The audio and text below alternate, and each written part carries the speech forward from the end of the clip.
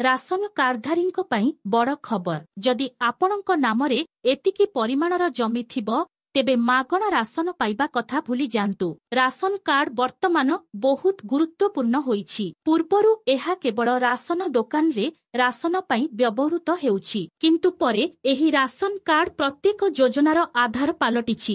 ଦାରିଦ୍ର୍ୟ ସୀମାରେଖା ତଳେ ରହୁଥିବା ପରିବାରକୁ ରାସନ କାର୍ଡ ଜରିଆରେ ଅନେକ ସରକାରୀ ସୁବିଧା ପ୍ରଦାନ କରାଯାଉଛି। ପ୍ରତ୍ୟେକ ଯୋଜନା ପାଇଁ ରାସନ କାର୍ଡକୁ ମାନକ ଭାବରେ ନିଆଯାଉଛି। 6ଟି ଗ୍ୟାରେଣ୍ଟି ବ୍ୟତୀତ ଅନ୍ୟ କିଛି ଯୋଜନା ପାଇଁ ରାସନ କାର୍ଡ ରହିବା ମଧ୍ୟ ବାଧ୍ୟତାମୂଳକ କରାଯାଇଛି। ଆଡମିନିଷ୍ଟ୍ରେସନ ଆବେଦନରେ ରାସନ କାର୍ଡ ପାଇଁ ଆବେଦନ ଗ୍ରହଣ କରାଯାଇଛି। ଓଡ଼ିଶାରେ ରାସନ କାର୍ଡରେ ସାମିଲ ହେବେ ପ୍ରାୟ 6,20,000 ନୂଆ ହିତାଧିକାରୀ। ଆବେଦନ କରିଥିବା ନୂଆ ହିତାଧିକାରୀଙ୍କୁ ସାମିଲ କରାଯିବ। ପ୍ରକ୍ରିୟା ଜାରି ରହିଛି। ମାସକ ମଧ୍ୟରେ ନୂଆ ହିତାଧିକାରୀଙ୍କୁ ସାମିଲ କରାଯିବ।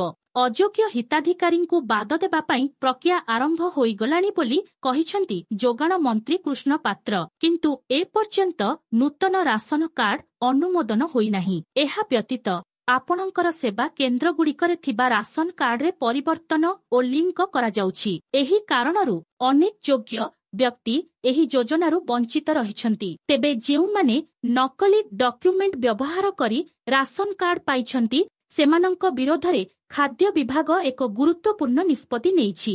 ସେମାନଙ୍କର ରାସନ କାର୍ଡ ବାତିଲ କରିବାକୁ ନିଷ୍ପତ୍ତି ନିଆଯାଇଛି। ସେମାନଙ୍କ ବିରୋଧରେ ଆଇନଗତ କାର୍ଯ୍ୟାନୁଷ୍ଠାନ ମଧ୍ୟ ଗ୍ରହଣ କରାଯିବ। ଯଦି ଜଣେ ଚାଷୀଙ୍କ ନାମରେ 3 ହେକ୍ଟରରୁ ଅଧିକ ଜମି ଅଛି ଓ ତାଙ୍କ ନାମରେ ରାସନ କାର୍ଡ ଅଛି, ତେବେ ତାଙ୍କ ବିରୋଧରେ କାର୍ଯ୍ୟାନୁଷ୍ଠାନ ଗ୍ରହଣ କରାଯିବ।